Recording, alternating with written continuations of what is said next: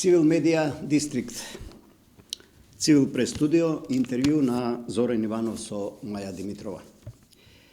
Да двоиш од себе и да даваш на други, да крадеш од времето своје и да го посветуваш на други, комоцијата, релаксацијата, одморот и рекреацијата да ги заменуваш со хуманитарни активности, да се вложуваш посебно на потребите на децата со социолошки и социјални нееднаквости, да кооперираш со нивните родители, сиот тој порив да извира од некаква индивидуална, разбирлива, но недефинирана потреба, најнесебично да се даваш за среќата на другите, па не мора да сте мајка Тереза, може да сте и Маја Димитрова.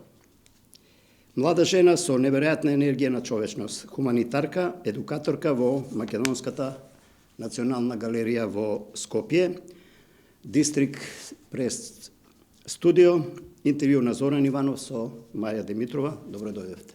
Благодарам на поканата. Едукаторка или хуманитарка? Што преовладува кај Маја Димитрова? Па веројатно двете по нешто.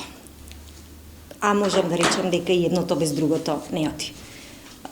Да сте биде едукатор, да се работи со деца, прво треба да ги сакате децата, да ги уважувате, бидејќи сите од нив се лично за себе, а некако како ги запознавав повеќе, така и преовладуваше на другото, да се уважат и да се помогне кај оние кои што можеби се послаби, поранливи, децата со попреченост, така да.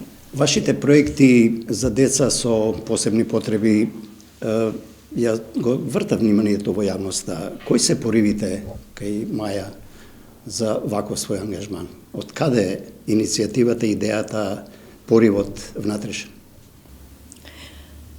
Од кога знам за себе, секогаш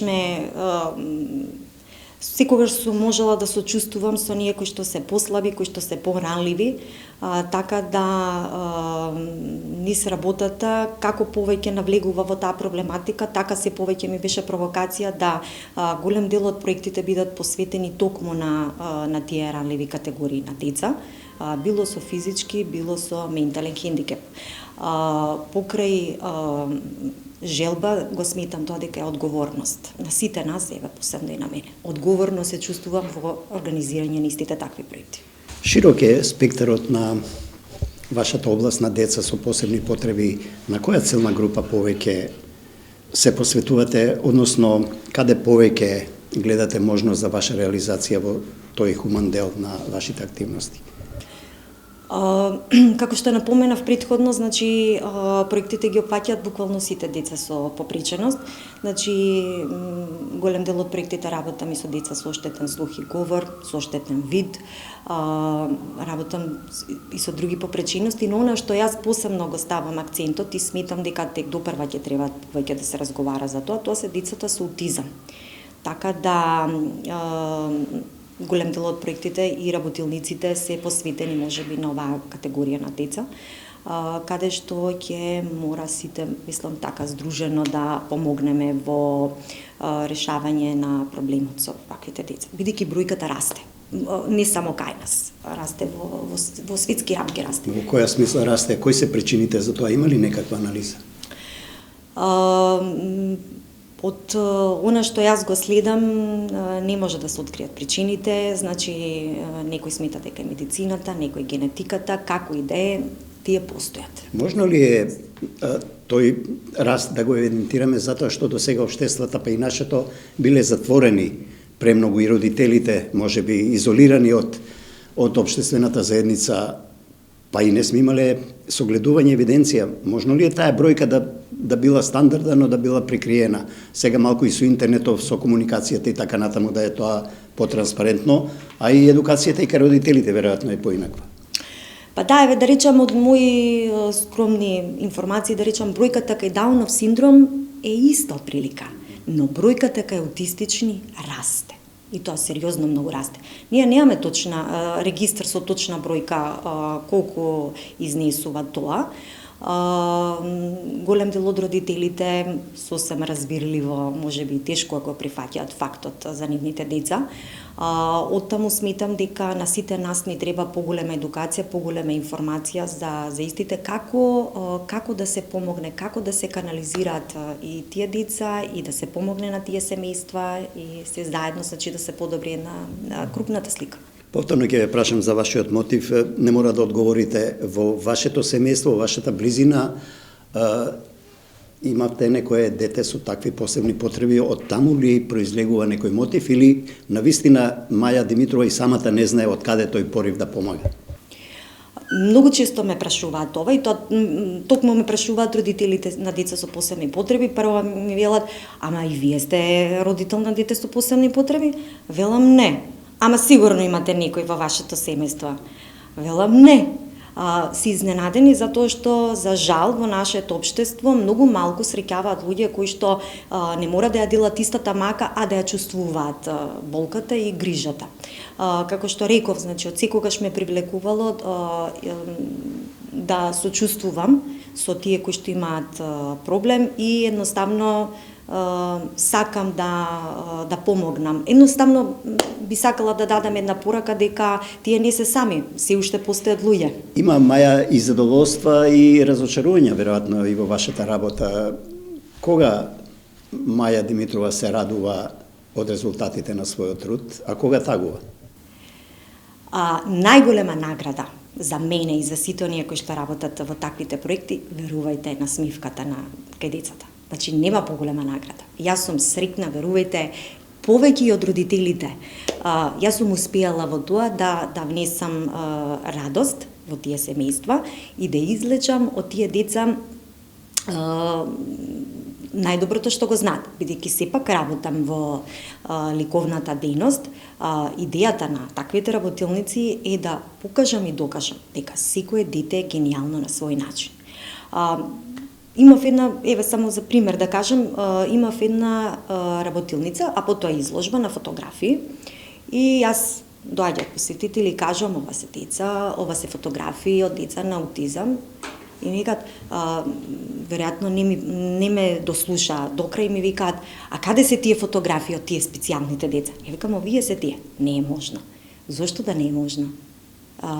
Значи, покажува дека уметноста не прави разлика. Наша цел е токму тоа, значи да се докаже, да се покаже, да се извлече тој максимум од нив. Разочарувањата, во текот, еве колку години наназад работам со деца со попреченост, после секој проект ми доаѓа една вака грудка во грлото и си велам... Топка во градите. Топка во градите. Си велам, па дај Маја, биди скромна и редувај се на животот. Така да, топла препорака до сите да поминат само еден ден во такво едно семејство. Мислам дека сериозно ќе се смени сликата за себе, за животот, за здравјето, за почит едни кон други. Вие донесовте повеќе публикации овде во студиото на Цивил Прес. Јас нема да ги покажам од некои принципи. Тука често имаме интервјуа и со политичари, и тие сакаат своји материјали пропагандни да ги покажуваат во јавноста, не им дозволуваме нормално, тука е само вербалната наша комуникација, но мислам дека публиката со која вие комуницирате, ги знаат. Мене ме интересира, сега предпоставаме јавноста, како изгледа накусо во неколку реченици тие ваши работилници со деца од не знам која категорија на посебни социјални потреби, би рекол, или социолошки, се едно да не употребам друг термин, бидејќи околу таа терминологија и законски гледам има реакции во тие здруженија кои се грижат за деца со посебни потреби. Како изгледа една работилница? Како комуницирате со децата? Како тие ве разбираат? Како вие ги разбирате? Пред секој проект мора добра подготовка. Значи, следам, читам, пратам и многу пати се консултирам токму со родителите. Тие ми се најмеrodavни. Тие го живеат животот со нивните деца. Така да, често пати сум на мисла дали тие ќе можат да одговорат на предизвикот. Значи, дали тоа е соодветно за нив. до сега сум успеала да речам низ годиниве наназад да зависно за која категорија на деца и наменето тоа, значи дали ќе имаме за цел да се развиваат тактилните способности, дали ќе има цел значи да биде нешто поинакво, во зависност, значи пак ќе речам, во зависност од која категорија на деца натаму оди подготовката. Инаку најчесто правиме неколку работилници во кои што се вклучени буквално сите оние институции, училишта кои што работат по инклузивни програми, кои што работат со деца со посебни потреби, доаѓаат со дефектолози, доаѓаат со ментори, доаѓаат и нивните родители, така да верувате, ние сме многу едно вака широко друштво кога се прави таа работилница. Од сработените, од завршените работилници, јас ги гледам изработките, резултатите, креациите од децата и потоа следи една подготовка, односно изработка на каталог, на плакат и нормално завршниот дел е изложбата. Значи, кај мене најважен дел е работилницата. 80% од добар проект е работилница. Малите автори се сведоци на тие изложби потоа? Да. Пак ќе речам, кај проектите со деца со посебни потреби, секогаш ги пишувам децата во каталог. Затоа што они си го сработиле тоа, а за еден родител многу значи тоа дека некој го уважил нивното дете, дека нивното дете е сепак големо. Дојдовте со оваа констатација и ваше искуство на следното прашање. Ме интересира, ние сме се уште општество затворено, стигматизирано. Многу родители не се осмелуваат своите проблеми со децата домашни, за темата за која зборуваме, да ги извадат во јавност. Кои се причините за тоа? Има ли некаков напредок последниве години? Како тоа го забележувате низ вашата работа? Дали имате повеќе работа или стагнира таа комуникација со родителите пред се? Да, има голема промена. Дефинитивно има голема промена. Од пред неколку години нештата се менуваат, далеку од, идеалната слика, но би рекла дека недостасува информација. Кај македонските граѓани недостасува информација, недостасува едукација, информација и присуството, да речам, на вакви проекти. Значи, кои ќе дојдат, луѓето од надвор да дојдат да видат дека овие деца се присутни, дека постојат, дека творат, дека работат, можеби поинаку ќе гледаат. Или пак воопшто да се запознаат со сите оние проблеми кои што овие семејства се соочуваат во секојдневното живење.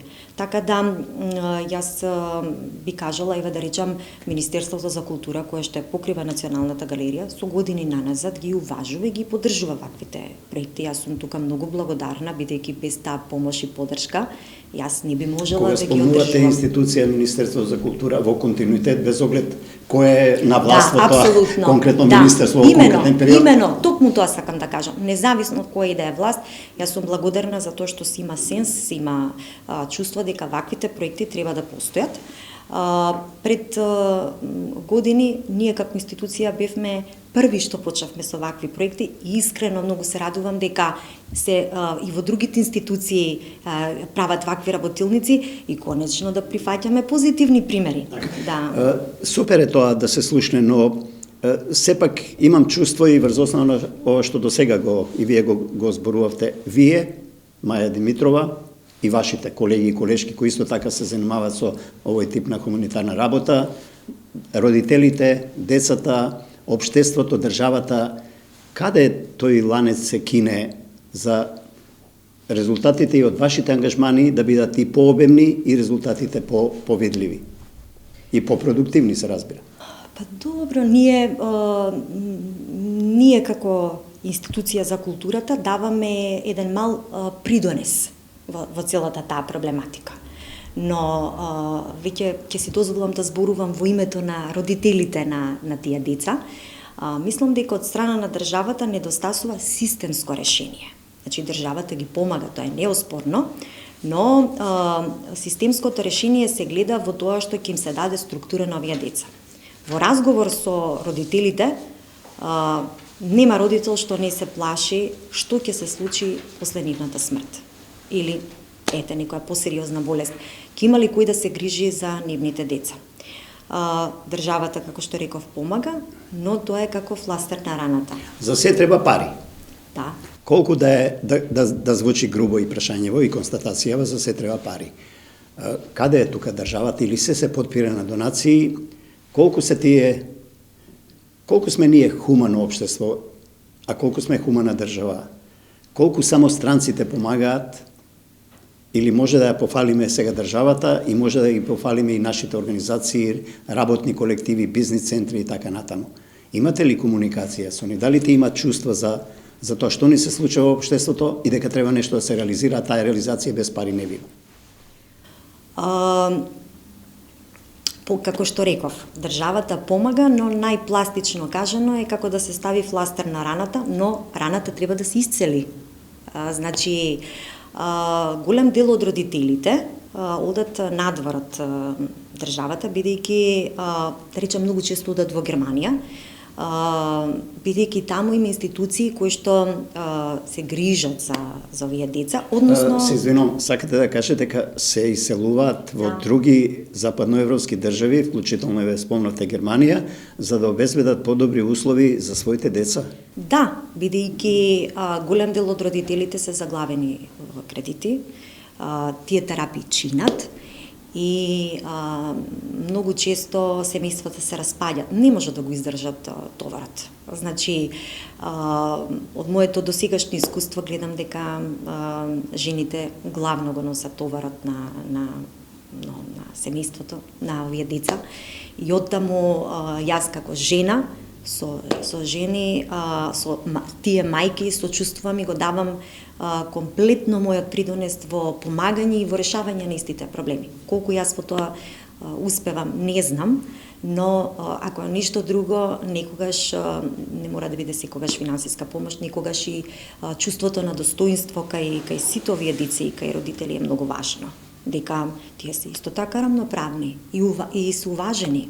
Кога организирате проект, кога планирате до степен, нели, да дојдете до негова реализација, предпоставам се обраќате до разни фирми, компании и така натаму. Имат ли чувство тие директори, нови бизнисмени, парајли, да речам вака, да вулгаризирам малку, дека треба да бидат малку по-кооперативни, да не речем по-хумани во општеството и за други цели, освен за, не знам, да возат Бентли или джип BMW или не знам што. И тоа е задоволство и си ги заработиле тие своите пари и се е легитимно и честно и плаќаат данок и така натаму. Но има ли нешто плюс за овој тип на активност? Па јас не можам да зборувам за другите, за мене ќе зборувам. До сега сум имала поддршки, ме помагале, искрено сум им благодарна, ама можеби јас сум многу упорна, па барам ги потсетувам дека многу значи. Вистински поголема помош се знае како иде. Например, пред неколку години ваквите проекти беа поддржани од една странска амбасада и се оно што, например, е недостаток во човечки и во материјални ресурси, благодарение на таквата помош, значи тој проект добива една сериозност во работењето и онаков и е таков токму како што тие деца заслужуваат. Грешам, странците се по-кооперативни за овие теми, за овие активности? Апсолутно да. Мислам, тоа можам да го кажам и ете, во посета на земји како и во Европа, посебно Америка, каде што свеста за постоењето и грижата на ваквите лица е до тоа ниво доведена да апсолутно се смитате за нецивилизирано ако вие тоа не го уважувате. Така да мислам дека пак ќе речам, ќе се вратам кај нас фали информација, фали едукација. Доколку таа постои, мислам дека и нештата значително би се смениле. Многу од луѓето не знаат. Не знаат дека постојат. Пандемијава, Димитрова, навлезе во втора година. Таа ги не затвори сите на некој начин. Ги затвори, предпоставам, и дел барем од вашите активности. Таа непосредна комуникација, таа интеракција Тоа чувство кога живи луѓе, нели, се допираат и разговараат меѓу себе. Тоа го нема сега. Интернетот е некаква компензација, но поготово областа за која вие работите, еве за овој тип на, нели, за деца на темава за која зборуваме, тоа малку потешко, нели?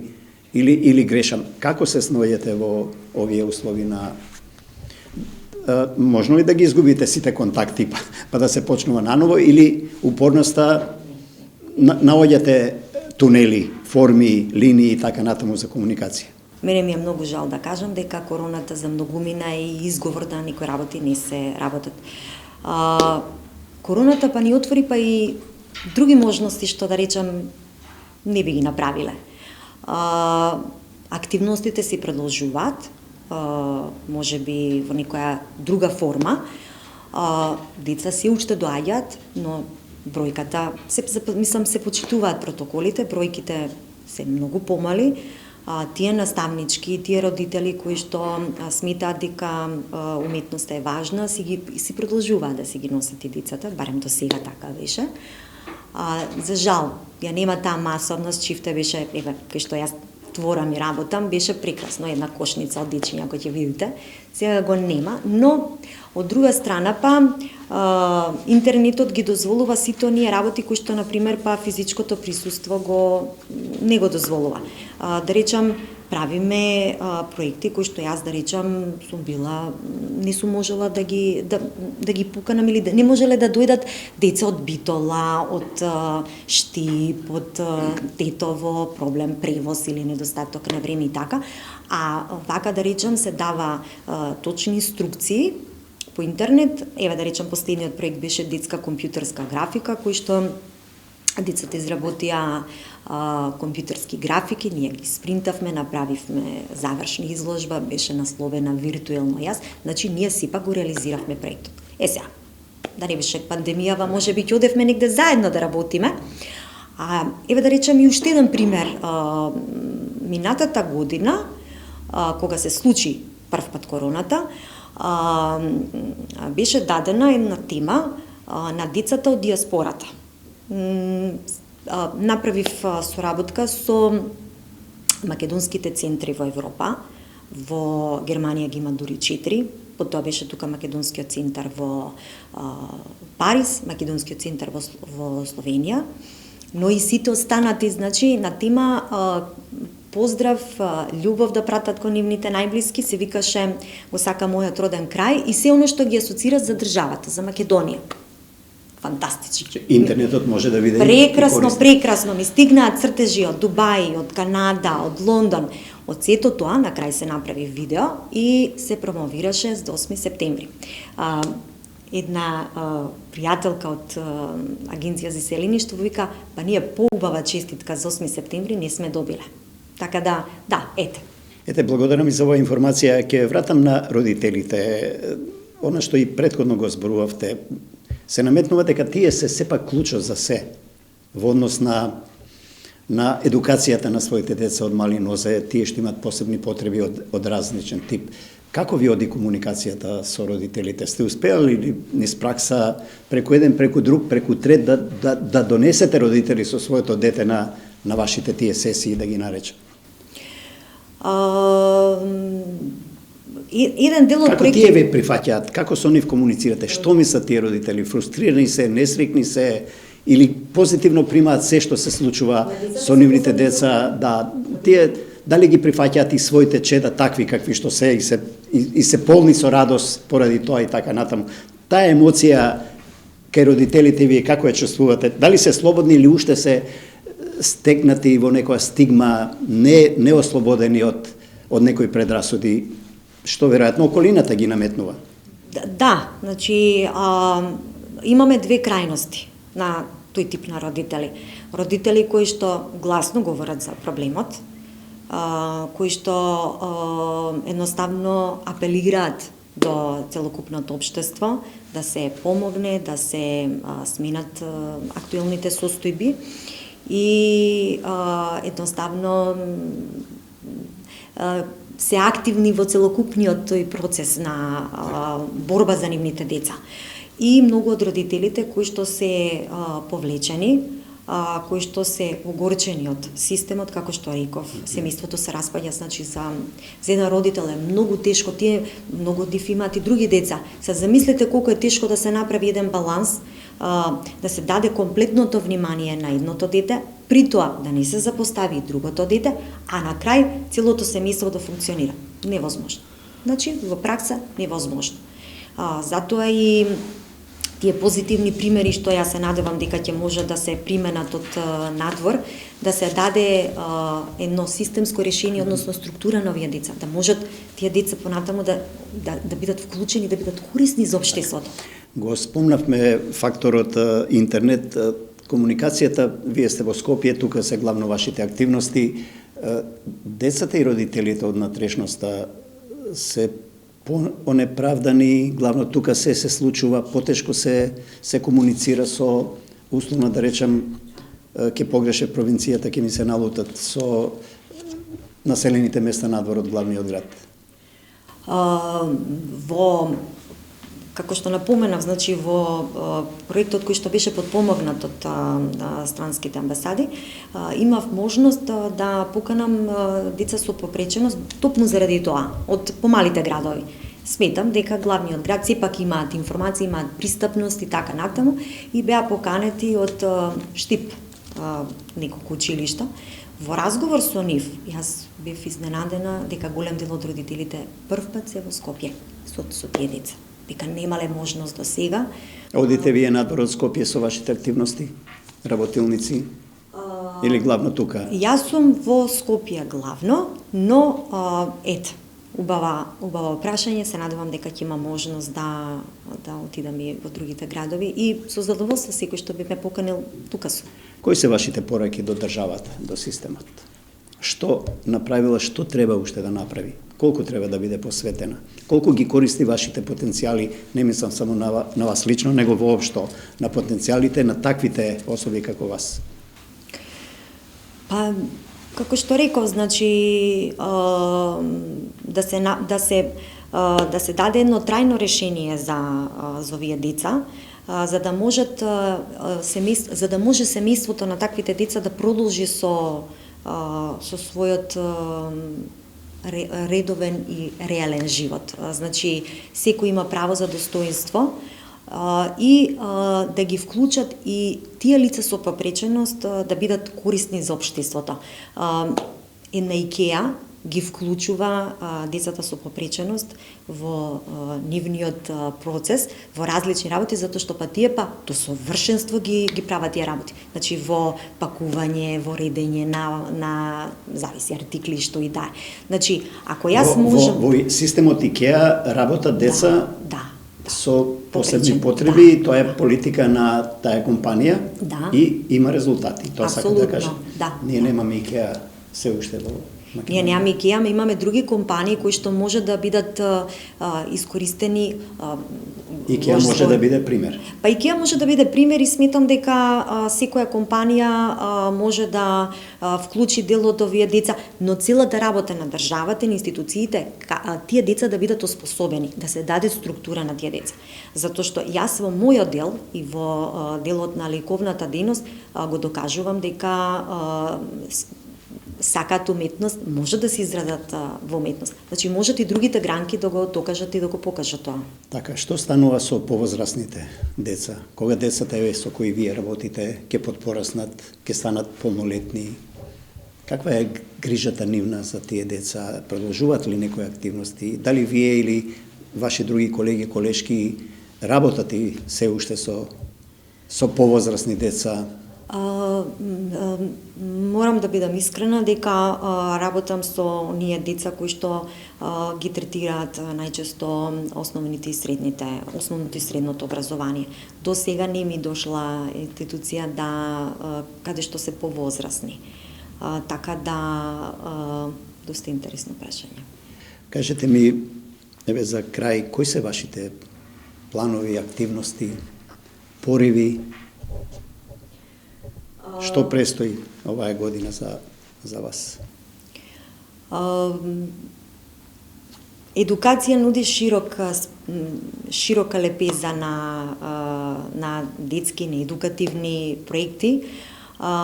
Присуството на деца од најмали нозе во ваквите работилници се многу важни за нивниот раст, правилен раст и развој, бидејќи со доаѓањето на едни вакви креативни работилници буквално си ослободува целата своја фантазија и креативност.